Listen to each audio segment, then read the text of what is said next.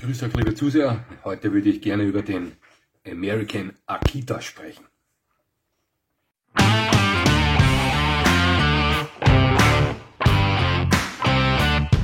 Nochmal herzlichst willkommen, liebe Zuseher. Ich würde heute gerne etwas über den American Akita erzählen. Ja, also den Namen Akita Inu hat vielleicht schon der eine oder andere gehört. Hier gibt es den japanischen Schlag und den amerikanischen Schlag. Der Akita gilt als einer der ältesten Hunderassen der Welt, ja, und man hat Zeichnungen in Japan gefunden, welche auf ein Alter von 5000 Jahren datiert wurden. Auf diesen Zeichnungen sah man Hunde, welche dem heutigen Akita sehr ähnlich sahen. Also man glaubt, dass der Shikoku Ken oder Shikoku Inu und der Akita Inu einmal ein und dieselbe Hunderasse waren oder ein und derselbe Hundeschlag waren, ja, und sich danach dann in späterer Zeit etwas auseinanderentwickelt haben. Bekannt ist aber, dass der Hund dieses Schlages ja hauptsächlich von den Samurai geführt wurde. Und man weiß, dass Dinge wie Mut, Ehre, Stolz, Kämpfertum bei diesen Leuten sehr, sehr hoch angesehen waren. Also das kann man sich auch vorstellen, dass die alten japanischen Samurai, wenn sie diese Hunde züchteten, auch bei diesen Hunden dieses Wesen suchten, ja, und diese Hunde derart, wie soll ich sagen, selektierten, dass sie solche Wesensmerkmale aufzeigen, ja. Und die Nachfahren dieser Hunde, also die heutigen Akita Inus und American Akitas, ja, die sind eigentlich dafür bekannt, dass sie recht dominante, kämpferische Hunde sind, stolze Hunde sind und so weiter. Der Akita Inu, ja, ich werde danach, also kurz danach, dann den Unterschied zwischen dem japanischen Akita Inu und dem American Akita versuchen zu erklären. Doch, also der American Akita und der japanische Akita sind ja bis vor nicht allzu langer Zeit ein und dieselbe Hunderasse gewesen, ja. Und über den Akita Inu, ja, ranken sich viele Legenden und Mythen in Japan. Der wurde als Nationalhund ausgerufen. Es gibt extrem viele Zeremonien, welche mit diesem Hund zu tun haben. Ja, da werden teilweise Holzfiguren, also Holzakitas über Kinderkrippen befestigt. Es gibt sehr viele Zeremonien über diesen Hund. Seine Treue ist sprichwörtlich. Der eine oder andere wird den Film Hachiko gesehen haben mit Richard Gere. Das ist eine wahre Geschichte. Von diesem Hund gibt es auch in Japan eine Statue, also dem wurde ein Denkmal errichtet. Aber wie gesagt, hier handelt es sich eher um den traditionellen Akita Inu. Doch wie gesagt, ich werde den Unterschied dann gleich erklären. Bis 1945 war die Ausfuhr dieses Akitas aus Japan strengstens verboten. Also da hatten die Japaner das Monopol drauf und diese Hunde durften nicht ins Ausland gelangen, außer sie wurden als Geschenk mitgebracht. Doch nach 1945, nach Beendigung des Zweiten Weltkriegs, nahmen viele amerikanische GIs solche Hunde mit in die USA, ja, welche dann in der USA recht schnell viele Freunde fanden.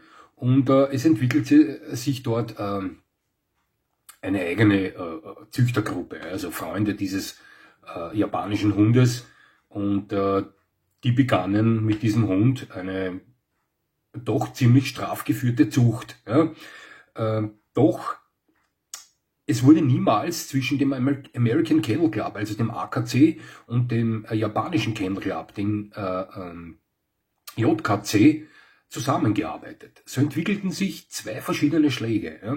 Und leider, also zum Leidwesen vieler Japaner, begannen die Japaner damit, diesen Akita zierlicher und leichter zu züchten, ja, moderner unter Anführungszeichen zu züchten.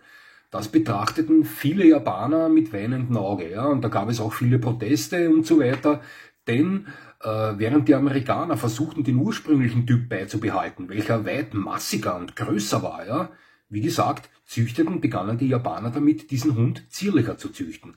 Und obwohl einige dieser Züchter in Japan behaupten, der zierliche Typ ist der eigentliche Urtyp, ja, wird das Ganze mittels also Fotos von den ursprünglichen japanischen Akita Inu eigentlich widerlegt. Denn auf diesen Fotos lange bevor, also zu einer Zeit lange bevor die Amerikaner diese Hunde mit über den Atlantik nahmen, ja, sieht man Akitas, welche optisch eigentlich den American Akita weit ähnlicher sehen als dem heutigen Akita Inu. Ja. Wir haben hier in Neudörfel einen American Akita, eine Hündin, eine recht junge, die ist noch kein Jahr alt oder soll sie schon ein Jahr alt sein, und einen etwas älteren Akita Inu, einen japanischen Akita Inu. Und ich sage Ihnen, wenn Sie diese beiden Hunderassen nebeneinander stellen, also diese Hündin und diesen Rüden, also da besteht überhaupt keine Ähnlichkeit. Da besteht ungefähr so viel Ähnlichkeit wie zwischen einem deutschen Großspitz und einem Siberian Husky, ja, oder Alaskan Malamut. Ist vielleicht der bessere Vergleich. Aber wenn man bedenkt, dass diese Hunde bis vor wenigen Jahrzehnten ein und derselbe Schlag waren, also ein und derselbe Hund war, ja, also heutzutage sehen sich die überhaupt nicht mehr ähnlich. Also der American Akita ist weit massiger, weit größer, bulliger, ja, und der Akita Inu hat auch eine völlig andere Kopfform. Er ist zierlicher, windiger, sieht aus wie ein komplett anderer Hund. Das Einzige, was die beiden Schläge noch gemein haben, ist der Anfangsbuchstaben, also die Anfangsbezeichnung, nämlich Akita. Wobei wir gleich beim Namen sind. Dieses Akita steht für eine Stadt in Japan, nämlich für die Stadt Akita. Und dort wurde der Hund mehr oder weniger, nach dieser Stadt wurde der Hund benannt. Und Inu steht für nichts anderes als für Hund, ja. Also ja, wie gesagt, in den 60er Jahren begannen die Japaner dann diesen Schlag zierlicher zu züchten und die Amerikaner behielten diesen Schlag bei. Man sagt heute zwar, der American Akita wurde, also es wurden den American Akita, da es doch sehr viele molossoide Typen gibt, beim American Akita, es wurden europäische Mastiffschläge eingezüchtet. Andere wiederum sagen, nein, das ist Blödsinn, also der American Akita wurde rein weitergezüchtet, aus diesen Hunden weiterentwickelt, welche damals nach 1945 Japan verließen, aber das ist, wie gesagt, eine Streitfrage. Man weiß über die Ursprungsgeschichte des Akita Inus, also gehen wir zurück auf den Ursprungsschlag dieses Hundes, dass dieser hauptsächlich zur Wildschweinjagd, zur Bär- und zur Hirschjagd, auch zur Jagd auf Wölfe oder Kleinwild verwendet wurde, und er war ein sehr beliebter Wach- und Schutzhund, also er hatte die typischen Aufgaben zu erfüllen, welche damals kräftige, triebige und mutige Hunde zu erfüllen hatten. Ja. Und heute ist sowohl der japanische Akita Inu als auch der American Akita immer noch ein beliebter Begleithund und Wach- und Schutzhund. Beim Standard des American Akitas sehen wir einen Hund, und hier gehe ich wieder von den Rüden aus, Hündinnen sind immer etwas kleiner, etwas leichter, bei welchen sich die Schulterhöhe zwischen 66 und 71 cm einpendelt. Also man kann schon von einem recht großen Hund sprechen, und sie sind oftmals über 50 Kilo schwer, also gehen sicher Rüden schon an die 60 Kilo hin, wenn sie über 70 cm Schulterhöhe haben und viel Substanz mitbringen, denn ein American Akita ist ein sehr wuchtiger Hund. Wenn Sie selbst einmal einen sehen, werden Sie verstehen, was ich meine. Bei den Farben sind eigentlich sämtliche Farben erlaubt. Ja. Der Stocker ist sehr, sehr dicht und hat eine extrem dichte Unterwolle, und das Fell des Akita, also des American Akitas, das benötigt schon ziemlich viel Pflege, also speziell beim Haarwechsel, also sollte man den Hund schon hierbei gut unterstützen und das tote Haar entfernen. Sie haben eine Riegelrute und ein natürliches Stehohr. Ja, es sind wunderschöne Hunde. Die Gesamterscheinung ist, es ist ein großer, spitzartiger, aber wuchtiger Hund. Ja. Geht schon etwas ins Molossoide rein. Ja. Also nimmt manchmal schon etwas an molossoider Substanz mit, dieser Hund. Ja. Sind sehr, sehr schöne Hunde. Beim Charakter ist es beim American Akita, ja, aber wenn ich vielleicht einen Vergleich oder ein Beispiel bringen darf, mir geht es so, ja, dass ich speziell bei asiatischen spitztypischen Hunden, ja, also ich weiß, also bei mir ist es gang und gäbe, dass wenn ich auf Hunde treffe, auch wenn sie mir völlig fremd sind, ja, eine gewisse Frequenz aufbaue. Also da entwickelt sich eine gewisse Wellenlänge, ob der Hund mir jetzt gut gesinnt ist oder böse gesinnt ist. Aber ich erreiche sofort, ich weiß nicht, es ist halt bei mir so, ja, mit jedem Hund eine gewisse Frequenz, ja, wie gesagt, ob gut gesinnt oder böse. Ich kann das nicht ganz genau erklären, aber es entwickelt sich, ich bin da irgendwie mit einem Band mit diesem Hund verbunden, ja, und kann mich mit dem irgendwie austauschen. Eigenartigerweise, jedes Mal, wenn ich auf einen chinesischen Chow Chow treffe oder auf einen American Akita treffe, ja, entwickelt sich irgendwie eine Barriere zwischen mir und diesen Hunden. Ich dringe nicht zu diesen Hunden durch. Ich weiß nicht, woran das liegt. Ich habe ein Problem mit dieser Frequenz, von der ich hier gesprochen habe, was sich etwas eigenartig anhört, aber ich kann es nicht anders erklären. Eine derartige Frequenz aufzubauen, wenn ich auf so asiatische Spitztypen treffe.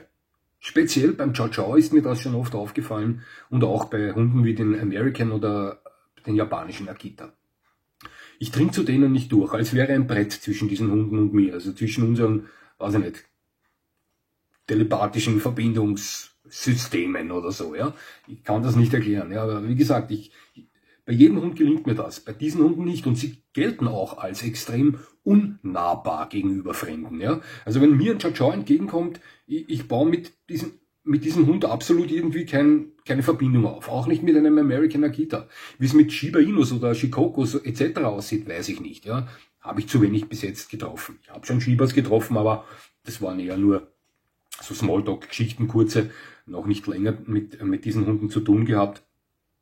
Aber ich kann mir vorstellen, dass es mir auch bei diesen Hunden so geht. Warum das speziell bei Hunden aus dem chinesisch oder japanisch sprechenden Raum ist, weiß ich nicht.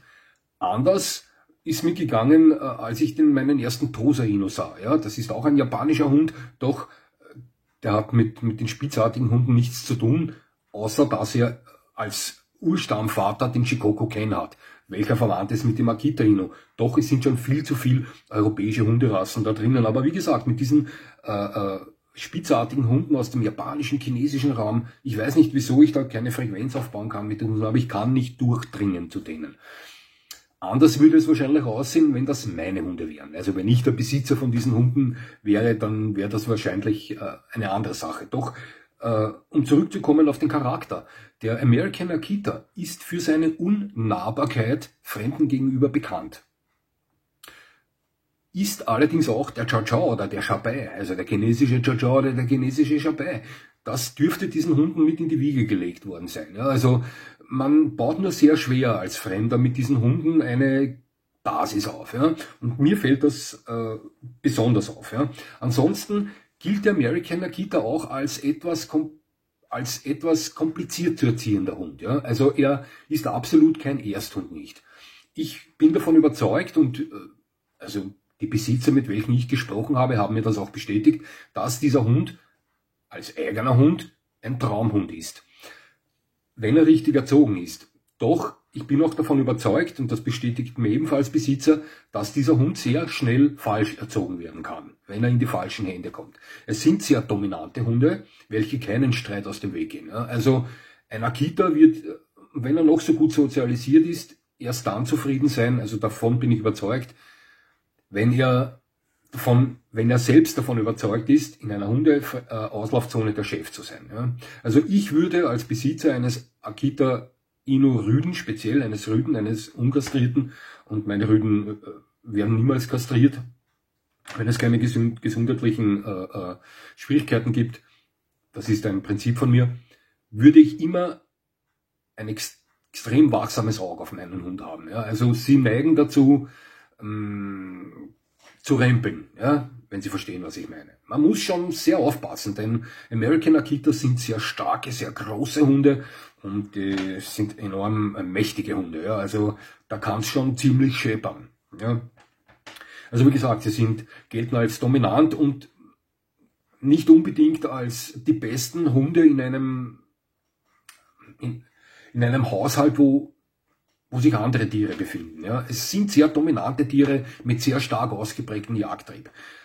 Es ist natürlich nicht unmöglich, einen großen American Akita zu Hause mit Katzen zu halten oder sonst irgendwelchen anderen Tieren, welche man auch hat. Ja.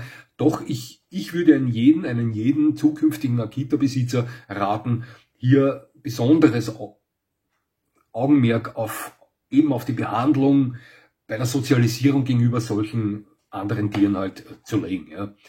Aber wie gesagt, er gilt er gilt als absolut kein Ersthund nicht, ja. Ist aber, wenn gut erzogen, ein absoluter Traumhund, ja. Seine Treue ist, wie gesagt, sprichwörtlich, speziell im asiatischen Raum. Und ja, also mein Fazit zum American Akita ist, das ist natürlich, Schönheit ist eine Geschmackssache, ja. Aber der eine oder andere weiß, ich bin ein absoluter Molosser-Fan und ich liebe Bullterrier-blütige Hunderassen, und dennoch würde ich sagen, dass also für mich der American Akita vielleicht der schönste Hund auf der Welt ist, ja, rein vom optischen jetzt. Er hat fantastische Farben, das Ganze gepaart mit seinem Körperbau, ja, mit diesem wunderschönen Fell. Es ist ein wunderschöner Hund, ja, und er polarisiert im positiven Sinne. Wenn man mit einem Akita Inu irgendwo oder einem American Akita irgendwo reinkommt, ja, kann man sich sicher sein, von allen Leuten bewundert zu werden. Was für ein schöner Hund, was für ein schönes Tier, etc. Also ganz sicher. Also für mich gehört er optisch zu den schönsten Hunden der Welt. Also da gibt es für mich keinen Zweifel nicht. Ja. Er erfordert, also sein Fellkleid erfordert viel Pflege und seine Erziehung extrem viel Feingefühl. Ja. Ein außer Rand und Band geratener Akita kann so Geisel des Lebens werden. Ja. Und wie gesagt, ich habe viele Menschen kennengelernt, welche mit ihren Hunden überfordert sind. Wir haben auch hier bei uns in Neudörfel ein oder zwei Personen, wo der Hund mit ihnen macht, was sie wollen. Und diese Leute sind ja hilflos, mehr oder weniger. Und das kann jemanden mit einem American Akita, wenn er nicht mit Feingefühl erzogen wurde, sehr leicht passieren. Wissen Sie, Sie müssen gerade bei diesem Hund einen guten Kompromiss zwischen konsequenter und liebevoller Hand finden. Der American Akita ist auch dafür bekannt, dass er gern den einen oder anderen Test, ja, in der heranwachsenden Phase startet, ja, ob sie immer noch der Boss sind. Ja. Das kann Ihnen bei jedem Hund passieren. Ich habe jetzt meinen 5. Hund und mir ist das bis auf meinem jetzigen auch bei jedem passiert. Mein jetziger Hund ist jetzt 3 Jahre alt und ich hoffe, es kommt auch nicht mehr, aber da ist das irgendwie, und wenn es geschehen ist, dann habe ich es nicht bemerkt, aber scheinbar haben wir uns da super miteinander geeinigt. Doch es kann Ihnen bei jedem Hund passieren, dass er sie 1-2 Mal in seinem Leben testen wird, ob sie noch immer der Rudelführer sind, der Boss sind. Doch beim American Akita spricht man davon, dass das sehr häufig vorkommen kann, und darauf sollte man schon auch vorbereitet sein und wissen, wie man dann im Fall der Fälle handelt. Also wie gesagt, einen guten Kompromiss zwischen liebevoller und konsequenter Hand bei diesem Hund zu finden, ist absolut wichtig, da es charakterlich ein sehr starker Hund ist. Jo, also wie gesagt, nicht zu verwechseln mit dem japanischen Akita Inu. Der American Akita ist größer, er ist schwerer, er ist wuchtiger. Er sieht eigentlich einen japanischen Akita Inu gar nicht ähnlich. Ja, also das ist meine Meinung. Mir gefällt er auch besser als der japanische Akita Inu. Ich glaube nicht. Also, und dieser Meinung sind sicherlich auch viele Japaner, welche nicht einverstanden sind mit dieser Rückzüchtung, oder was Züchter behaupten, dass es eine Rückzüchtung wäre. Dabei ist ja schon öfter das Gegenteil bewiesen worden, dass es eben keine Rückzüchtung ist, sondern ich weiß nicht, was sich die dabei gedacht haben. Aber ja, soll so sein. Man kann ja jederzeit auf den American Akita zurückgreifen. Jo, also wie gesagt, mein Fazit: American Akita, kein Ersthund, für jeden Hundeerfahrenen immer eine Option. Viel Feingefühl bei der Erziehung, er benötigt etwas mehr Pflege, aber dafür haben Sie dann einen Top-Familienhund, einen Wahnsinns-Wach- und Schutzhund und mit Sicherheit, also für mich, den schönsten Hund der Welt. Das war es eigentlich schon wieder, was ich über diese tolle Hunderasse erzählen kann, und kann nur sagen, vielen Dank, dass Sie mir zugesehen haben. Vielleicht sehen Sie mir weiterhin zu, und ja, der American Akita, der schönste Hund der Welt, ja, für den richtigen absolut immer eine Wahl. Das war's schon wieder.